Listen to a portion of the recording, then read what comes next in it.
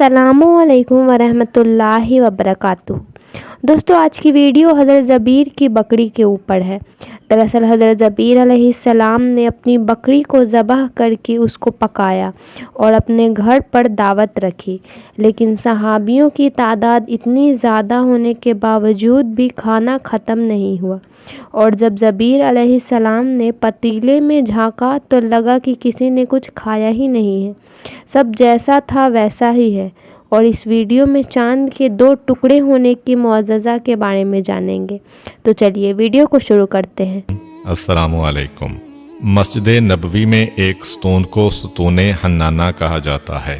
لفظ حنانہ کے معنی چیخ و پکار کرنے والے کے ہیں۔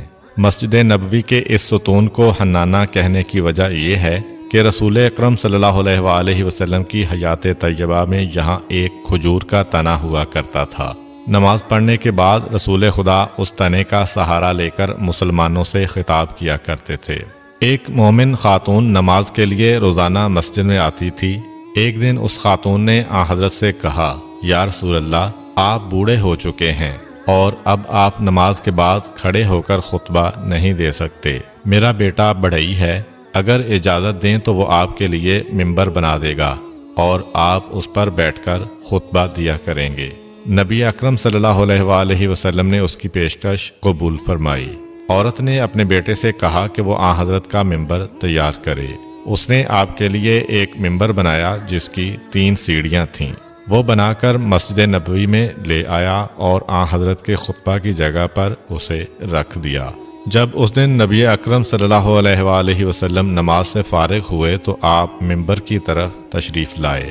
جب آپ ممبر کی طرف جا رہے تھے اور اس کھجور کے تنے کے قریب سے گزرے تو تنے سے رونے کی آواز بلند ہوئی، جسے تمام مسلمانوں نے سنا اور اس کے رونے سے حضرت خود بھی متاثر ہوئے۔ آپ نے اس تنے کو سینے سے لگایا جس سے وہ پرسکون ہو گیا۔ پھر آپ نے اس سے فرمایا، اے کھجور کے تنے، گھبرا نہیں، میں نے تیرے متعلق خدا سے درخواست کی ہے کہ وہ تجھے جنت کا درخت بنائے گا۔ اس کے بعد تنا خاموش ہو گیا اور اس کے رونے کی آوازیں رک گئیں۔ بیان کیا جاتا ہے کہ وہ تنا بنی امیہ کے عہد تک مسجد میں باقی رہا۔ اولاد مروان کے عہد حکومت میں مسجد کی توسیع کی گئی تو اس کو کاٹ کر پھینک دیا گیا۔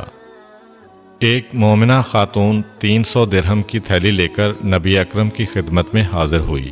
اس نے وہ رقم آپ کی نظر کی اور عرض کیا، یا رسول اللہ، یہ درہم فقراء میں تقسیم کر دیں۔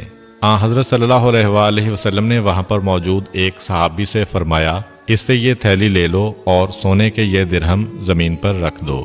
صحابی نے وہ تھیلی لی اور خاتون کے سامنے اسے انڈیلا تو اس میں سے سونے کے درہم زمین پر گرنے لگے۔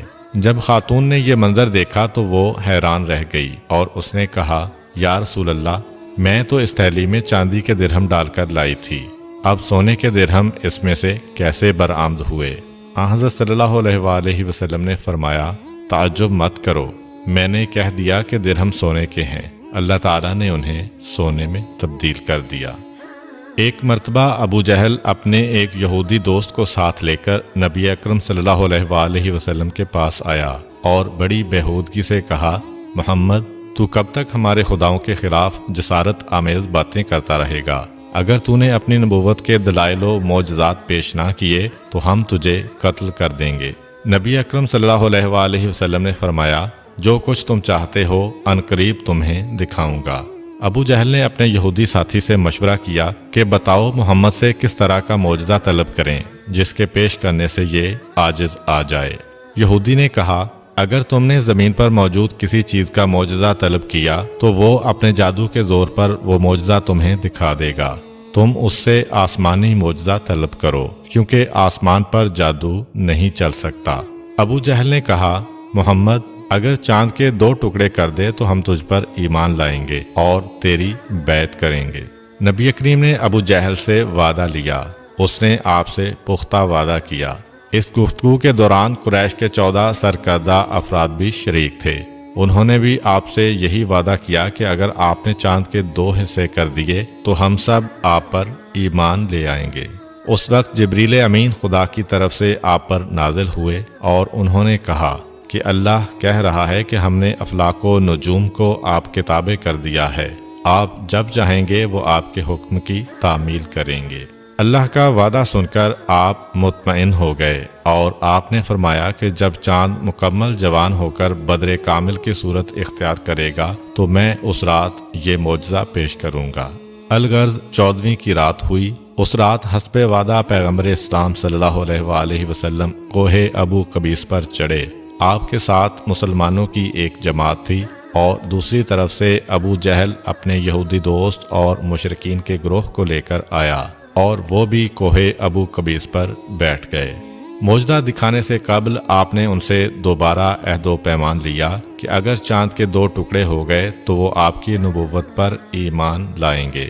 پھر نبی اکرم صلی اللہ علیہ وآلہ وسلم نے اپنی مبارک انگلی سے چاند کی طرف اشارہ کیا تو چاند 2 حصوں میں تقسیم ہو گیا۔ نصف حصہ اپنی جگہ پر رہا اور نصف حصہ کافی دور چلا گیا۔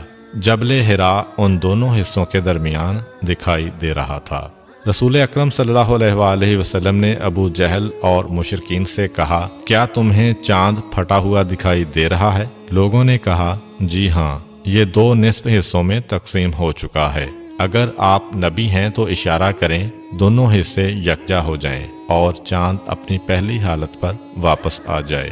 آپ نے پھر انگلی کا اشارہ کیا تو دونوں ٹکڑے آپس میں مل گئے اور چاند ویسے دکھائی دینے لگا جیسے پہلے تھا۔ نبی اکرم صلی اللہ علیہ وآلہ وسلم نے حاضرین سے کہا کہ اب تم اپنا وعدہ پورا کرو اور اسلام کا اعلان کرو۔ ان میں سے صرف ایک یہودی نے اسلام قبول کیا، باقی مشرکین اپنی ضد پر اڑے رہے۔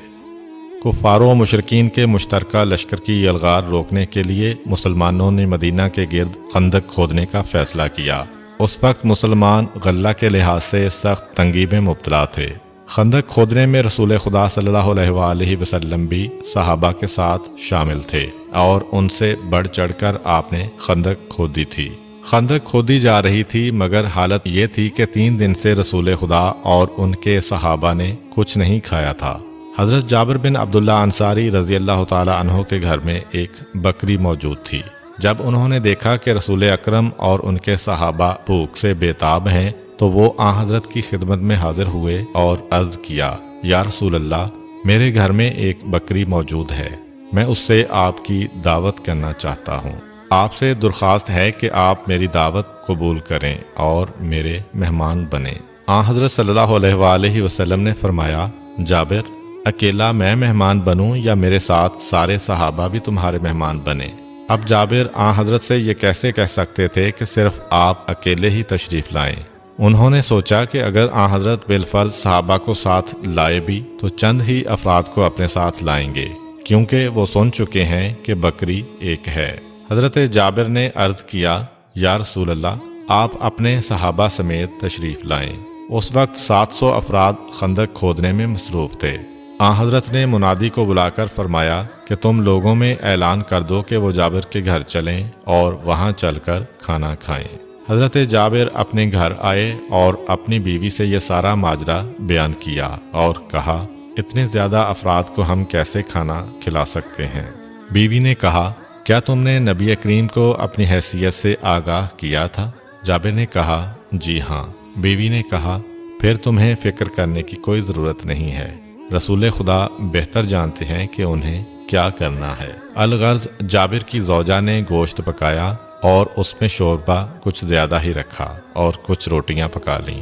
دوپہر ڈلے آن حضرت سینکڑوں صحابہ کو لے کر حضرت جابر رضی اللہ عنہ کے مکان پر آئے۔ آپ حضرت جابر کے گھر میں داخل ہوئے جہاں تنور جل رہا تھا۔ آپ نے اس میں اپنا آب دہن ڈالا اور حضرت جابر کی زوجہ سے کہا کہ روٹیاں علی کے سپرد کر دو۔ حضرت جابر برتنوں میں شوربہ ڈالتے گئے اور رسول خدا برتن لے کر صحابہ کو دیتے گئے۔ خدا نے کھانے میں برکت عطا کی اور تمام صحابہ نے پیٹ بھر کر کھانا کھایا۔ جب 700 افراد سیر ہو کر روانہ ہوئے تو حضرت جابر رضی اللہ عنہ کہتے ہیں، میں نے ہانڈی میں جھانک کر دیکھا تو وہ جوں کی توں گوشت سے بری ہوئی تھی اور یوں محسوس ہوتا تھا کہ اس میں سے کسی کو بھی کچھ نہیں دیا گیا۔ تو یہ تھی دوستو آج کی ویڈیو آپ کو کیسی لگی کمنٹ کر کے ضرور بتائیں۔ ویڈیو اچھی لگے تو ایک لائک ضرور کریں، چینل پر نئے ہیں تو چینل کو سبسکرائب کریں۔ ملتے ہیں نیکسٹ ویڈیو میں۔ السلام علیکم۔